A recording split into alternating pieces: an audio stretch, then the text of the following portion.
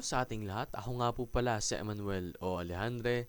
Ito po ang aking daily devotion ngayong September 8. And for today, ating pag-uusapan kung okay lang bang humingi ng sign sa Diyos. Now, to be more specific, there are two types of signs from the Lord, no? There's the practical and the miracle. And for today, we are only going to focus on the practical. Now, what does that mean? The practical sign from God. Practical signs involve God's guidance through His Word, godly counsel, inner peace, answered prayers, and His glory revealed. Although both kind reminds us that true signs are meant to deepen faith, not just satisfy curiosity. So, yun po yung difference ng dalawa, no? Pero still, they have a certain purpose that they share. So, I will start this devotion by reading to you Genesis chapter 24 verses 12 to 27.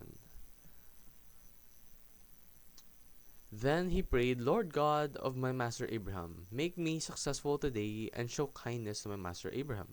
See, I am standing beside the spring, and the daughters of the townspeople are coming out to draw water. May it be that when I say to a young woman, please let down your jar that I may have a drink, and she says, drink, and I'll water your camels too. Let her be the one you have chosen for your servant Isaac.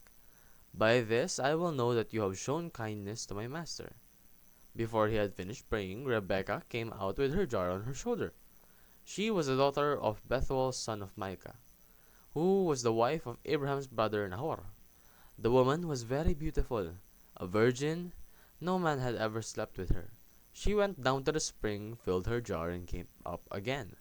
The servant hurried to meet her and said, please give me a little water from your jar. Drink, my lord, she said, and quickly lowered the jar to her hands and gave him a drink. After she had given him a drink, she said, I'll draw water for your camels too, until they have had enough to drink.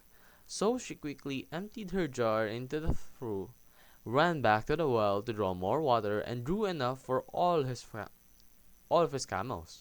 Without saying a word, the man watched her closely to learn whether or not the Lord had made his journey successful.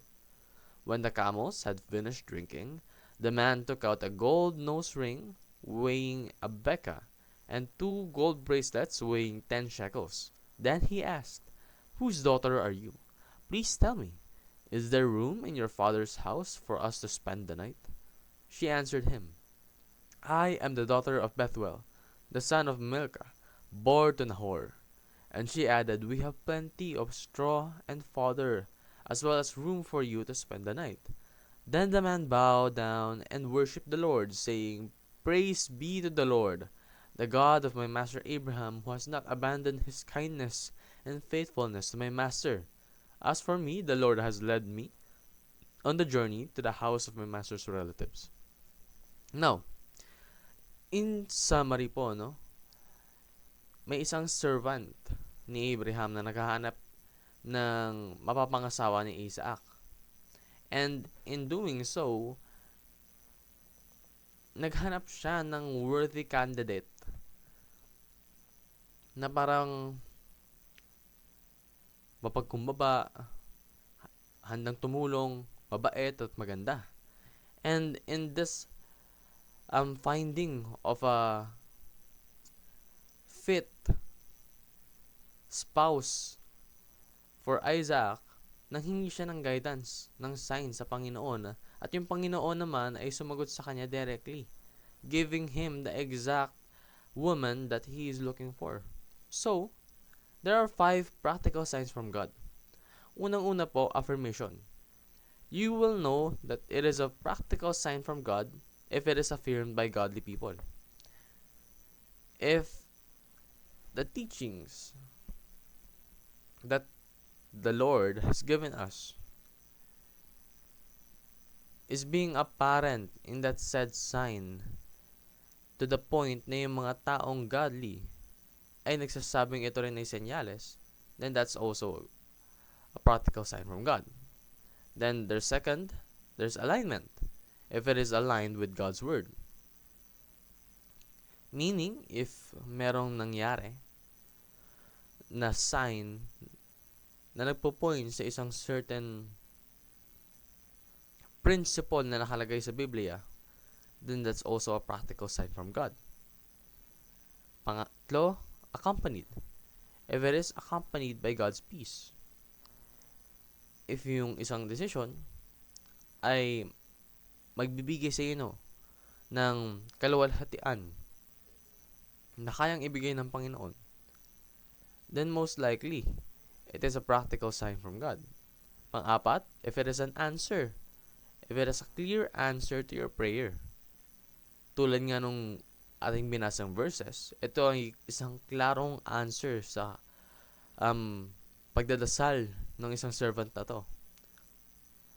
So this reminds us na when it comes to asking signs from God, we should first do our prayer, asking for God's guidance and making sure to be clear in order for us to have received the proper answer from God.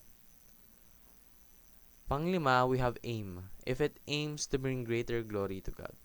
So these 5 standards, no,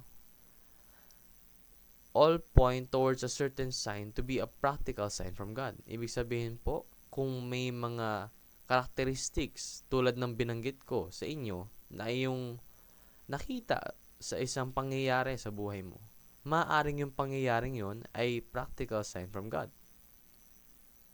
Therefore, upang hindi tayo malito, unang-una we should pay attention to godly counsel. Kasi people that are part of the godly counsel know the Word of God. They meditate on the Bible day and night. Therefore, when it comes to the Lord's teachings, they are very knowledgeable. Therefore, we should trust also in their word, for their word is guided by the Holy Spirit. Pangalawa, let us prove it through God's word. If yung isang pangyayari, yung isang senyales, ay aligned sa salita ng Panginoon at sa kanyang katuruan, then it is most likely from Him. And we should pursue and ask for God's peace. No? If we are finding it difficult to choose what we have to do, then we should pursue God's peace. And we can have better help in pursuing that peace by praying earnestly before making decisions, ensuring that we ask for guidance from God. So, for conclusion, we must prefer the path or decision that brings glory to God. No? If you're really on the edge about a certain decision, isipin mo lang, ano ba yung decision na to na mas makakapagbigay ng kaluwalhatian sa Panginoon? At yun yung piliin mo. Yun lamang po ang aking daily devotion. Maraming salamat sa pakikinig. Pagpalain po tayong lahat and let us all give glory to God.